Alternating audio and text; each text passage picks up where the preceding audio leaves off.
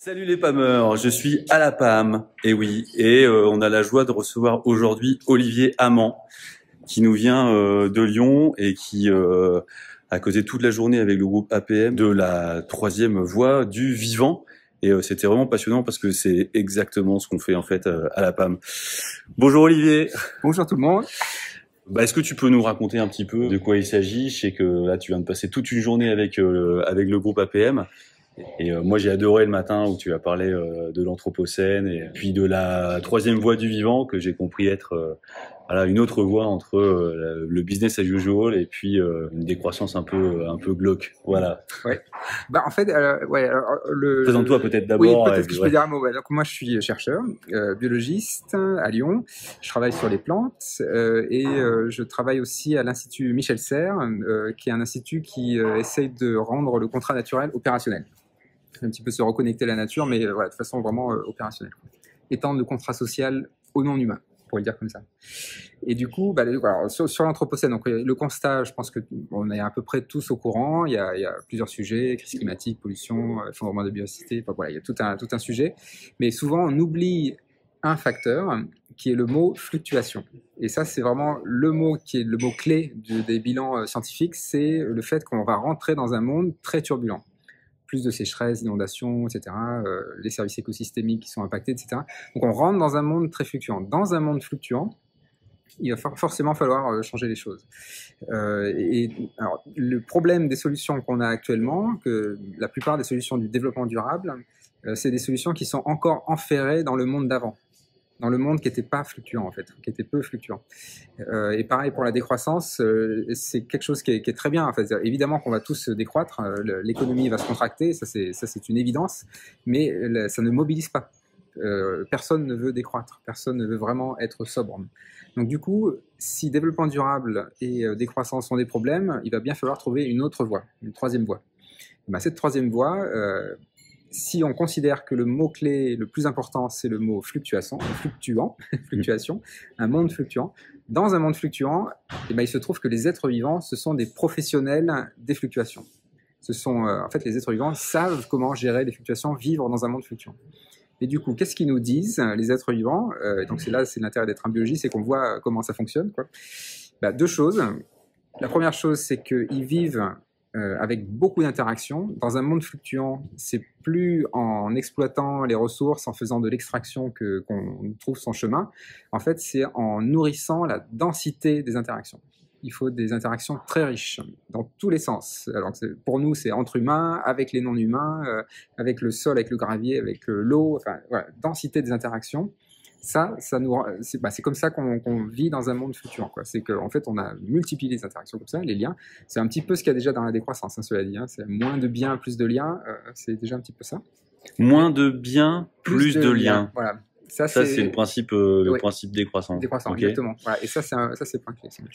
Et c'est drôle parce que vraiment ce matin j'étais effaré parce qu'en fait finalement ce qu'on a essayé de faire ici à la PAM, qui est un tiers-lieu dédié à rendre la société plus conviviale, c'est justement cette idée-là de lier une analyse des enjeux qu'on a sur le Grand Ouest avec une prise en compte de ces enjeux, nous, au sens dans notre cœur, comment est-ce qu'on vit avec nos émotions et pour passer à l'action, mais de pas le faire d'une façon tristoun, mais aussi de le faire dans la convivialité d'un lieu dans lequel justement on tisse des liens. Et ce midi encore, voilà, c'était blindé dans la nef, il y avait plein de monde qui mangeait, il y avait des gens à la fois du Technopole, des collectivités locales, des associations du coin, et puis des entrepreneurs.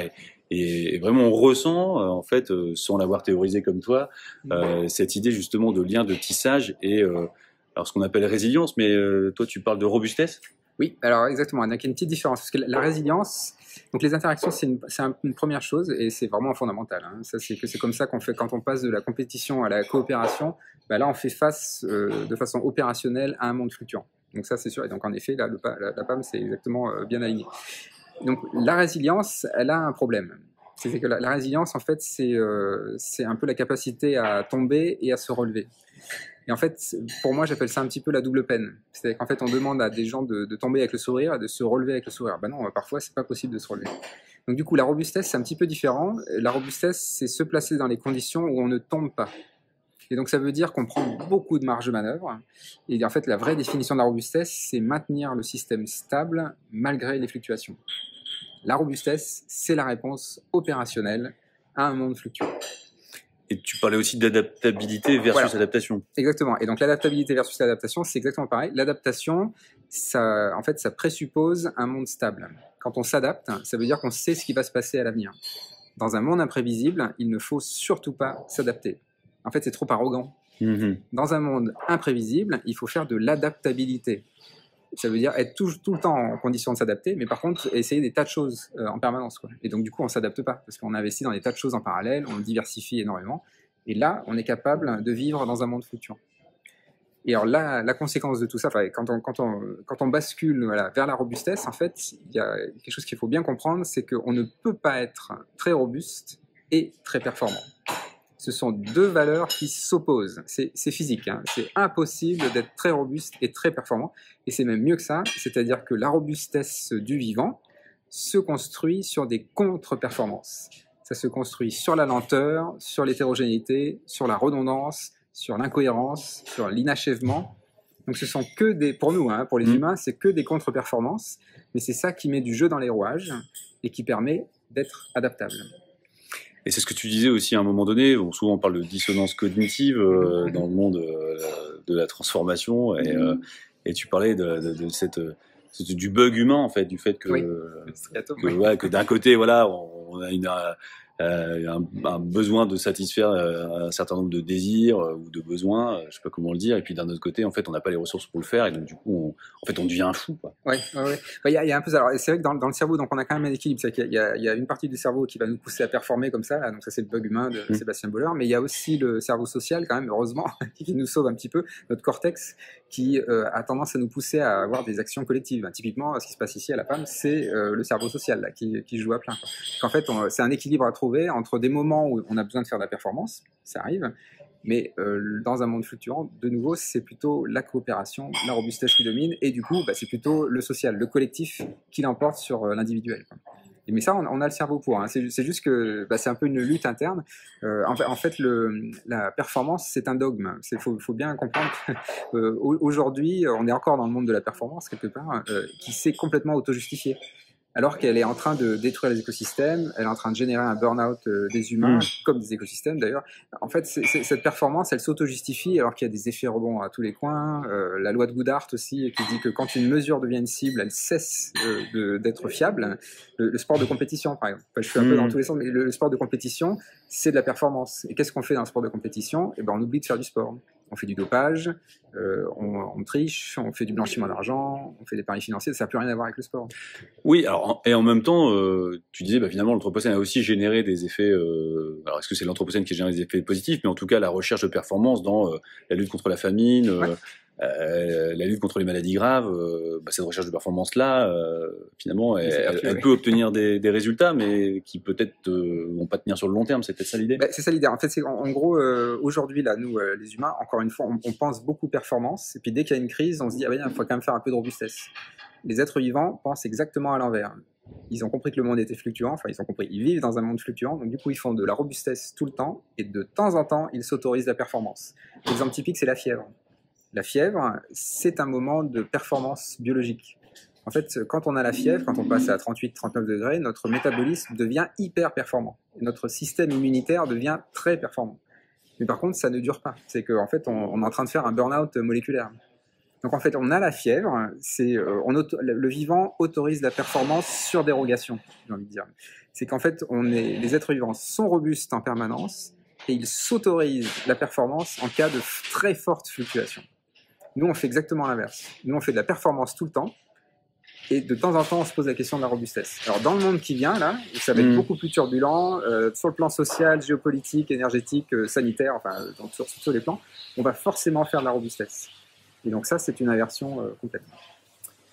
Et à un moment donné, tu as parlé aussi, c'était une citation, où, comme tu disais, une phrase un peu clé qui était de dire notre rapport aux machines aussi. Il y avait ces trois dépendances qu'on avait, l'homme dépendant de Dieu au départ, de l'infini de Dieu, après l'homme avec l'infini des machines, et pour aboutir justement sur comment est-ce qu'on aboutit sur l'infini du vivant, et sur les machines, sur souvent cette révolution qui arrive, l'intelligence artificielle. C'est vrai que nous à la PAM, on est plutôt voilà, on a essayé de créer un jardin partagé juste à côté, créer des coopérations avec le Low-Tech Lab, avec la champignonnière, avec la boulangerie, etc. Donc on essaie de revenir à des choses à taille humaine. Mais l'autre jour, on a installé ChatGPT pour rigoler. On leur a demandé de nous sortir la programmation du tiers-lieu de la PAM. On était bluffés, quoi. Ils sortaient des tas de trucs auxquels on n'avait pas pensé. C'était hyper malin. Mais du coup, on deviendrait dépendant de ce. On est complètement dépendant actuellement. Hein, c'est en fait, c'est la phrase qui le résume un petit peu, c'est de dire que les humains sont devenus les organes sexuels des machines. Donc, en fait, on a confié le niveau de performance aux machines. Maintenant, c'est les machines qui donnent le tempo de la performance. Et du coup, nous, on court derrière. Et du coup, on s'est complètement aliéné, quoi. Maintenant, c'est les machines qui donnent le tempo. Donc, si ChatGPT donne le niveau de performance, là, on a du souci à se faire, hein, quand même. Mais par contre, ce que je dois dire aussi, c'est que ça, on peut décider, nous, de pas suivre ce tempo-là. Quand on va vers la robustesse et qu'on sait qu'on fait de la robustesse en allant contre la performance, bon, du coup, on va réduire notre performance pour être plus robuste. Et donc, en fait, ce que je dis un petit peu en allant comme ça, un petit peu vers la robustesse, c'est que c'est pas technophobe. Hein, je voudrais quand même le préciser. C'est qu'en fait, quand on fait de la robustesse, au contraire, c'est très technophile. C'est quand on fait. Voilà, si je suis dans le monde de la performance, je vais être fasciné par les dernières technologies qui sont les plus performantes. Et du coup, ces dernières technologies écrasent les technologies plus anciennes. Donc, la performance est technophobe. La robustesse, c'est la technodiversité. On préserve toutes les technologies, absolument tout. On préserve les savoirs anciens, les nouvelles innovations. Et du coup, c'est vraiment technophile. Le low-tech, c'est du high-tech qui n'est pas paresseux. C'est-à-dire que il peut y avoir du high-tech dans le low-tech, mais par contre, c'est de la technologie qui prend en compte le côté systémique, l'environnement, les conditions sociales, etc. Donc c'est moins paresseux, c'est plus élégant. Ouais, bon, ça fait tout de suite penser au fait aux machines qu'on a en bas là, PAM, avec la linotype qui pour nous est en fait l'innovation un peu low-tech des années 50 qui permettait arrêter d'avoir à mettre les caractères d'imprimerie un par un, mais du coup tout d'un coup on pouvait avoir toute la ligne de caractères qui était faite d'un coup. Donc ça c'était une forme d'innovation et c'est vrai qu'on n'a pas envie de la perdre. Ici déjà ça apporte, enfin c'est l'authenticité, c'est ce que les gens essaient de retrouver ici dans cette vieille imprimerie.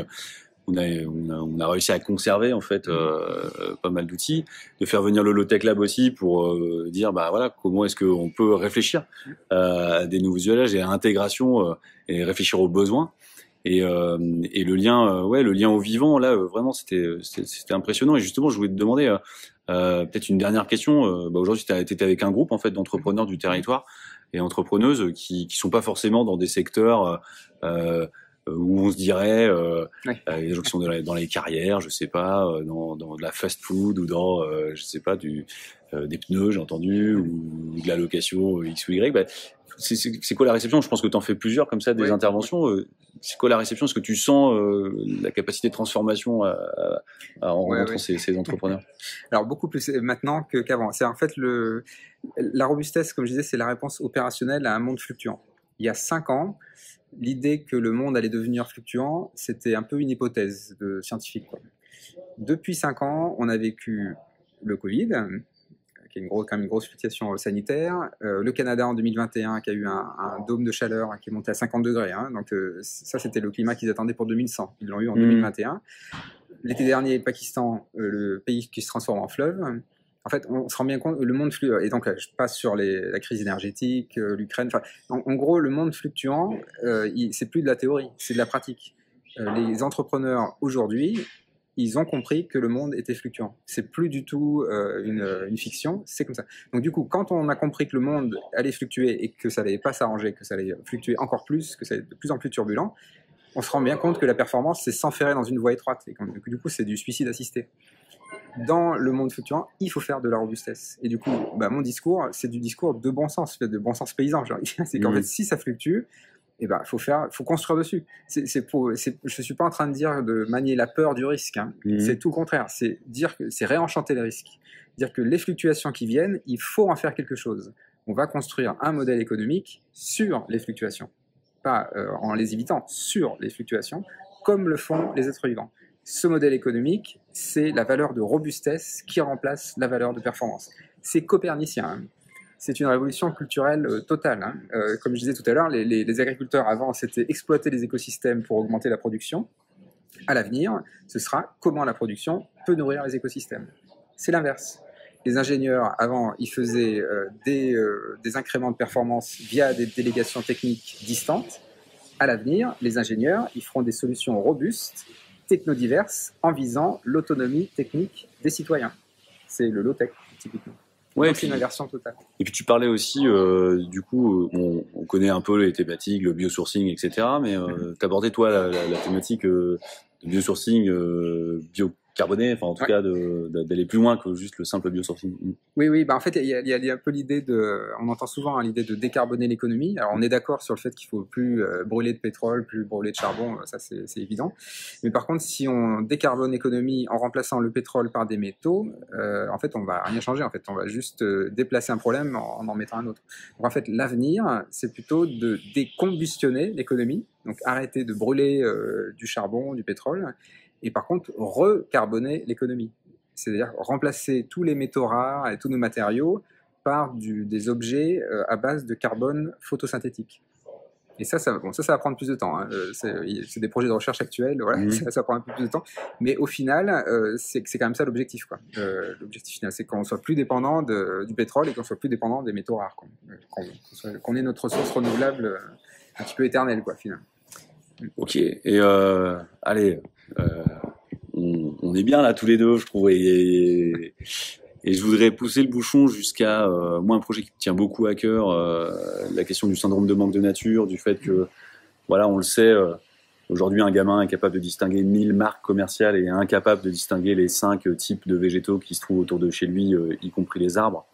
Tu vois, moi, je porte le projet ici en fait d'une forest school en Pays de Brest.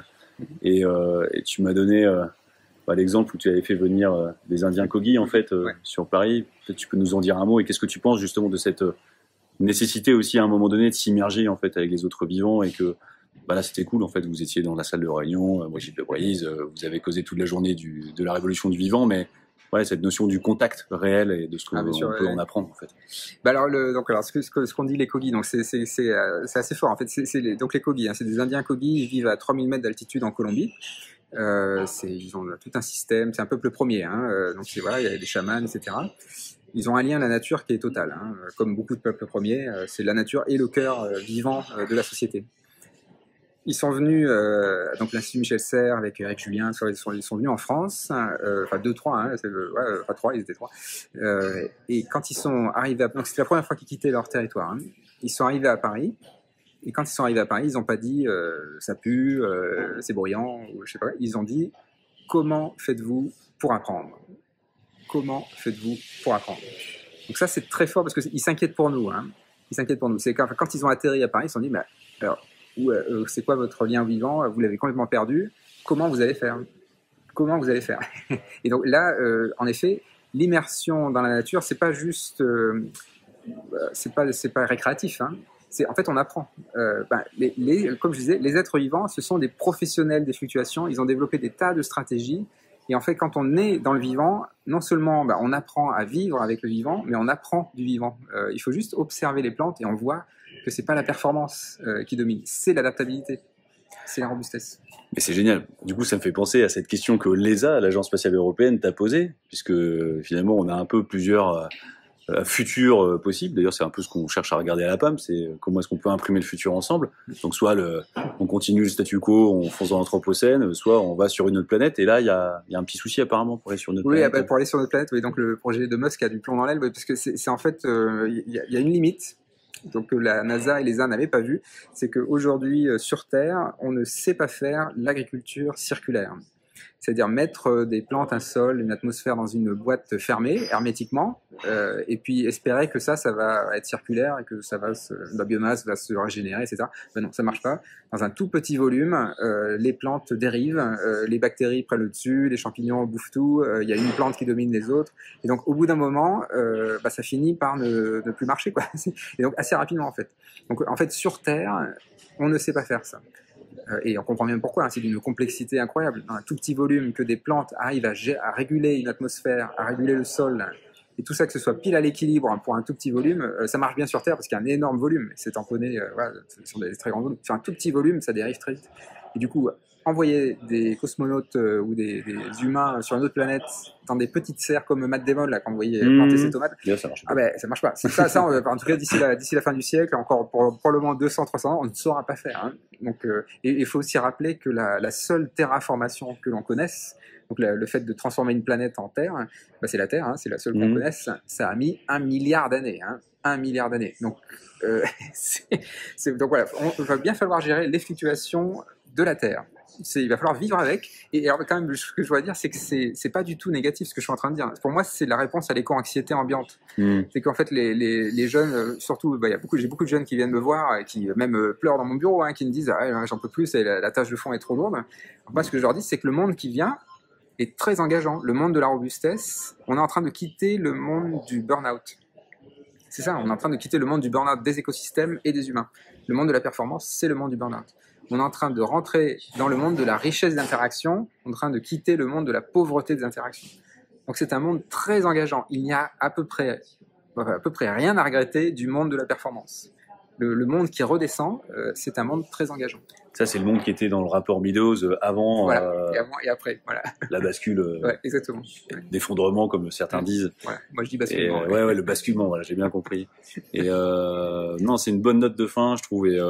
Et aussi de se dire, dans la mise à jour du coup du rapport Meadows en 2014, je crois qu'à la fin, il y avait quand même une notion de miniaturisation des luttes. Oui. Et voilà, on est plusieurs ici dans le collectif à avoir travaillé aussi sur des questions plus macro, dans des grandes conférences climat notamment. Et l'idée de la PAM, c'était ça, c'était de se dire déjà comment on peut faire à l'échelle d'un quartier pour convaincre, même nos propres voisins que finalement, la rue, elle n'est pas uniquement liée pour la voiture, que se nourrir, c'est pas uniquement aller au supermarché prendre du congelé, et sur des petites choses comme ça où on se dit finalement c'est des petits gestes, mais non, en fait, on crée ici des petits pôles.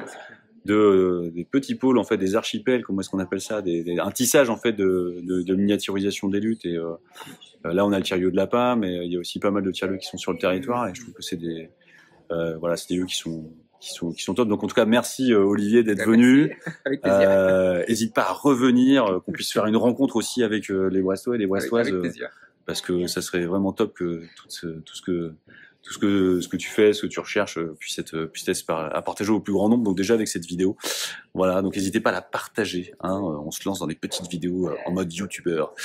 Merci Kenavo. À bientôt.